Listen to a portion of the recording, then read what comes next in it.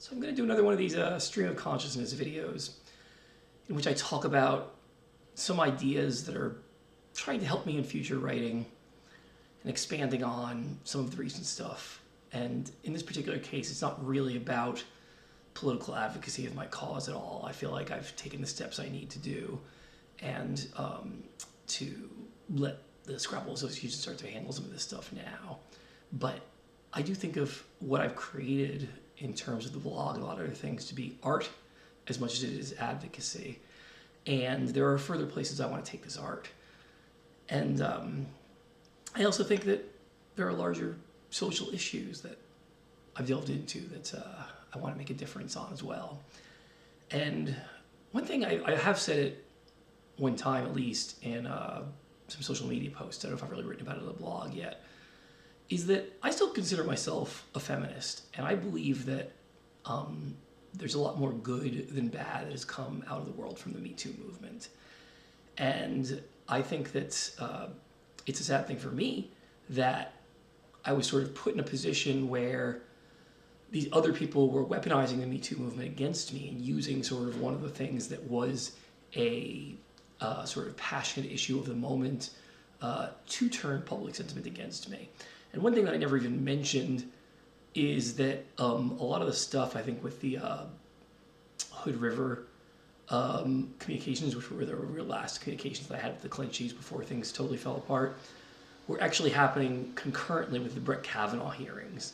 And I always thought that was sort of an eerie thing, that was the story and sort of ringing around the back of everyone's head as this stuff was happening and as this false narrative of me was being woven. But I also want to be clear that, like, I not only have 3 sisters and a mother and was the only guy in my immediate family living in the house, as a school teacher, I feel like I learned a lot about people of all different ages and sort of about the variability of humans. And I think that there are a lot of cases you can make that there are certain things that tend to be more female characteristics and tend to be more male characteristics and things that we might associate by the numbers along gender lines, but there are always exceptions to every rule. There are always some female students who are more like the male students in certain ways, certain male students who are like the female students in certain ways, and then whatever sort of generalization you might make along general lines is just that, a generalization. It's not something that applies to everybody. And I think that's an important thing, is that we try to defeat our biases, we try to sort of, look at everyone as an individual, but it doesn't mean that there isn't any good in analyzing and thinking about these generalizations. We just have to recognize sort of that what these generalizations are and that there are limitations to them in terms of their usefulness, and that trying to apply them to every single individual is often a mistake. And I really think about that in terms of a lot of the issues that I've seen in both liberal and conservative America. And again, these are not just American issues. They apply to the liberal and conservative movements in many other countries too. Along these lines of sort of gender and not just identity, but almost gender psyche. I think that there's been a big movement on the liberal side to be a lot more aware of social justice issues, to advocate for women and gay people and trans people.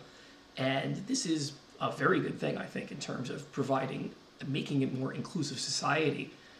But I think that part of what has happened is that there are certain cultural elements of that society in which it is felt or seemed or been perceived in some way that there is something emasculating about that culture, and that a number of people have flocked to the conservative side out of a feeling of that lost masculinity and of being desirous for something along those lines. And I think it's part of why you've seen this whole sort of manosphere thing and this trad wife thing now that's become more and more of a thing in conservative circles. And both of those make me sick. I want to be very clear. Like, I think that people who are doing that whole manosphere thing and doing that trad wife thing, it's like I don't know what you're doing. You're trying to go back to some primitive age when society was a lot less enlightened than it is now, because you're longing for that sort of connection to that gender identity that you feel is missing in modern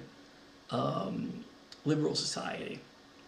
But I do think there's something to the idea that even though these are the wrong solutions, there is a sort of real problem or issue to be addressed there.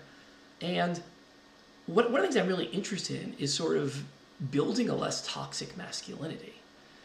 And I think that, one of the things I've noticed, and I feel like it's very iffy and tricky to speak on these things because it's very easy for people to label you as being sexist one way or another, being anti-woman or anti-man or anything like that.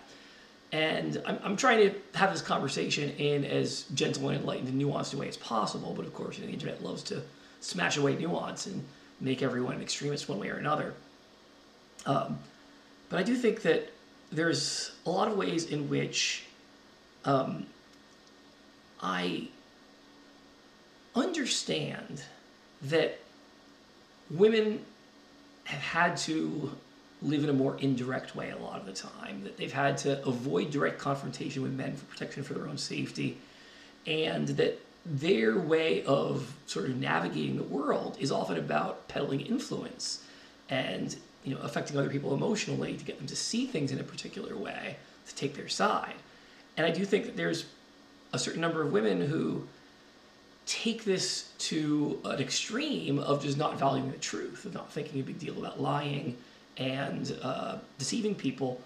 And obviously I'm not saying that all women are like that at all, but I do think that one thing that men can and should recognize is sort of our importance in this balance in terms of holding standards of objective truth.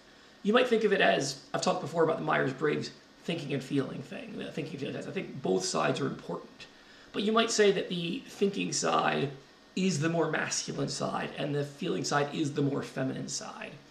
And of course, this is a generalization. I think there is some truth to it in terms of statistics, and that more men fall to the T side, more women fall to the F side.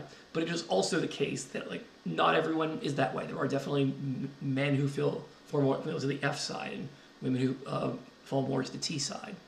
But I think this is actually very connected to this idea of virtue. And I've used the word virtue a lot.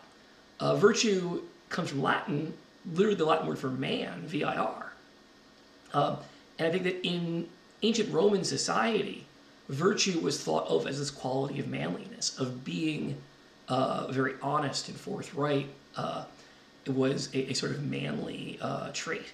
And I feel like that's a very tricky thing, because I feel like you say that the wrong way, people are going to think you're saying that women are liars. You're thinking that women are hysterical, which is way too often the sort of the bias, the sexism, the anti-feminism outlook that ends up sort of subjugating women. And I don't want to do that. I want to build a society where the strengths of men and women both contribute. But I also think that we have to recognize as men that it is our job to be virtuous. And part of that is upholding standards of objective truth and making sure that society does not, in its desire to uphold principles of social justice, to make the world safer for women, and all of these things, which I think are very noble goals, does not abandon the importance of objective truth. And that is where I think some people have some resistance to what they've seen on the liberal left, is that it seems like it has become this world often of pure emotion, where if I feel like I'm offended, my feelings are enough to dismiss or punish you in some way. And I think one of the things that I've really been advocating for in my story is that I very much understand how both the people who originally defamed me and a lot of the people who they convinced to go along for the ride, their emotions were activated.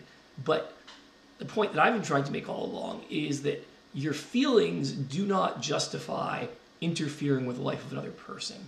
And that's why we have to consider these issues like tyranny of the majority, of protections for individuals, that we have to make sure that our society upholds these objective standards while also being more sympathetic to people we haven't been sympathetic enough to before, while having compassion and finding that right balance.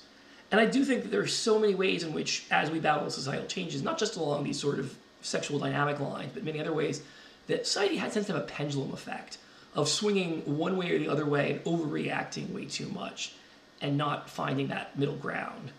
And I am kind of always looking for that middle ground.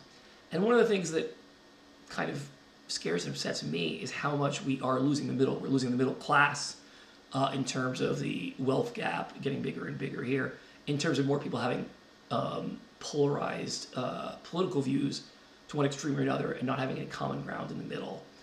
And I often think of myself as an extreme centrist. I think that I have the feeling that we only get societal change by actually activating people's emotions, by actually getting people emotionally strong and working towards something. Just preaching rationality isn't enough, because there aren't enough of us on the planet, unfortunately, who are actually moved by rationality, and that's enough to motivate us to actually do something. But the thing is that it's a lot easier to have these emotions for these more extreme points of view. And one of the things that I've been sort of grappling with over more and more time is, how do we actually build more of an emotional support for a centrist movement? And I actually think this is something that Jon Stewart and Stephen Colbert have been working on for a very long time. And it seems so quaint now, ever since the era of Trump, and how far the society has tipped over on its just extremist ass a lot of the time. But if you remember, before Trump was ever president, it was when Stephen Colbert was making jokes about truthiness on his TV show, and when Colbert and Jon Stewart teamed up together to have that march in DC that was really about sort of finding a rational middle center. So that is really something that I'm thinking about more and more these days. And I welcome your thoughts. I welcome ideas.